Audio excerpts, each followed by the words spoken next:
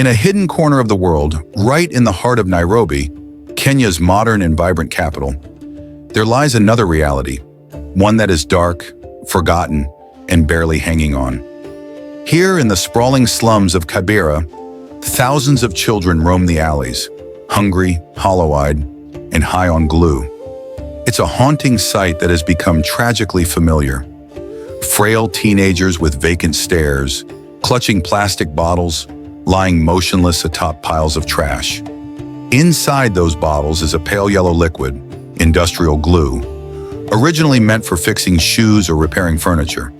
But in this place, it has become the only escape from hunger, cold, and hopelessness.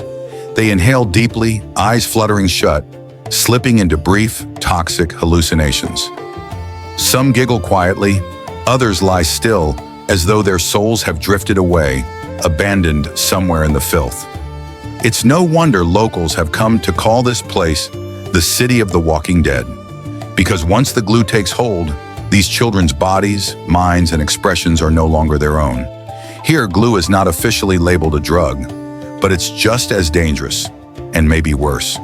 The substance they inhale contains toluene, a pungent organic solvent that suppresses the central nervous system. It delivers a few fleeting moments of numbness, enough to forget hunger, cold, or pain. But the cost? Dizziness, nausea, seizures, brain damage, even death. A bottle of glue costs barely 30 cents, a dangerously cheap price for temporary release, and so it spreads fast and wide, becoming the addiction of the poor. From the elderly to the young, men and women alike, anyone can afford it. Children as young as 10 or 11 learn to sniff glue as a survival instinct, not for fun, but simply to forget that they're starving. No access to education, no jobs, no future. In such a world, glue makes sense, but the tragedy doesn't end there. For many, glue is no longer enough.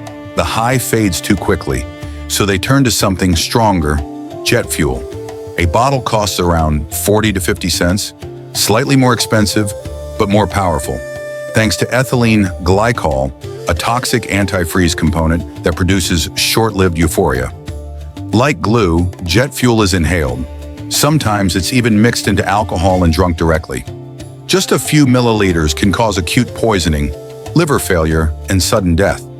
Still, hundreds of children seek it out every day, chasing a moment of pleasure in the form of pure poison. Kibera, or rather Nairobi's underground, is no longer a place of life. It has become a stage for a tragic play that repeats itself daily, where poverty forces people to choose between hunger and hallucination.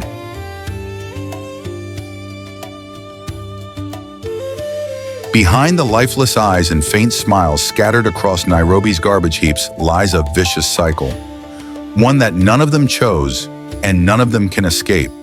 These children didn't choose addiction. They're simply surviving in the only way their reality allows. Imagine this. You wake up in a cramped slum with no electricity, no clean water, no school, no clinic. You don't know where your next meal is coming from. You don't know where you'll sleep tonight. For the hundreds of thousands living in Kibera, Africa's largest slum, this isn't a nightmare. It's daily life. Here, opportunity is a luxury, but industrial glue is dirt cheap. For just 30 cents, anyone can buy a bottle of glue and forget everything for a few hours. No ID checks, no shady back alleys. Glue is sold openly on sidewalks, at shoe repair stalls, even outside public markets. And the ones selling it? They're not drug lords, just ordinary vendors trying to make a living. To them, it's not poison. It's just a product that sells. And it sells fast. So fast, in fact, that glue has become more than a drug. It's become a culture. Children gather in clusters, they sniff together, they collapse together. And sometime they fight violently just to get one more bottle. Glue is now a distorted currency in these streets, a twisted form of power. If you have glue, you have respect. You have a moment of relief. You forget that you're poor. You forget that you're human. And when you're too poor to afford even that, you pay in other ways. Boys join gangs, Girls sell their bodies, all for a few drops of chemical escape. But for some, glue is no longer enough. They crave something stronger, more intense, more dangerous. They turn to jet fuel, a substance made for aircraft engines, now sold illegally as a premium high. Some even mix it with alcohol and drink it. Just a few milliliters can cause brain damage, liver failure, even death. But that doesn't stop them, because the hit is deeper, the high lasts longer, and the pain, if only for a moment, is gone. One vendor, when interviewed, said proudly, "Hundreds of kids come to me every day, just for a few drops." He didn't say it with guilt. He said it with pride. Because here, selling death is a legitimate means of survival. And what does society do? Nothing.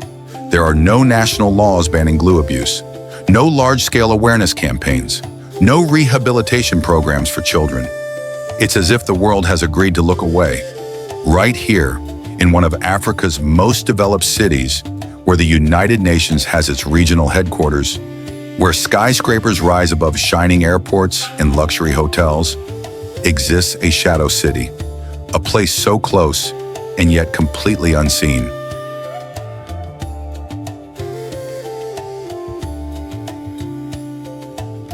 Around the world, people fear heroin, cocaine, ecstasy, synthetic drugs.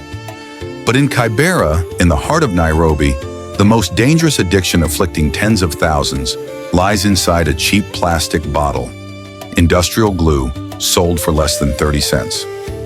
According to social organizations in Kenya, more than 50,000 children in Nairobi alone are addicted to glue or jet fuel.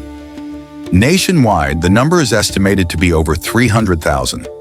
Most of them teenagers using toxic industrial substances not to escape reality, but to survive it. These are children who should be in school. Instead, they are learning how to inhale, how to endure the high, and how to exist in a world that gives them no other options. They grow up in garbage dumps, surrounded by violence and vapors, dreaming not of a future, but simply of surviving one more day. And this crisis is not unique to Kenya. The same glue addiction has been reported elsewhere. In South Africa, slums in Cape Town and Johannesburg face similar struggles. In Somalia, a post-war generation turned to cheap inhalants to numb their trauma.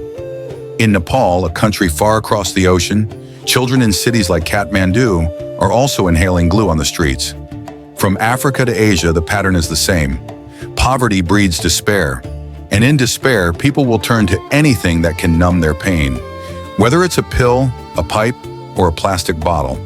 This is no longer just a matter of public health or education. This is a deep social crisis. Addicted children mean broken classrooms.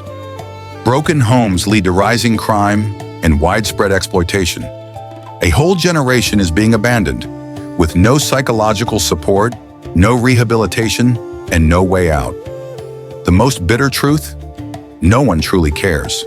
Glue is not classified as an illegal substance. Many dismiss it as a poor people's problem. Governments lack the resources, and the international community is simply too far away.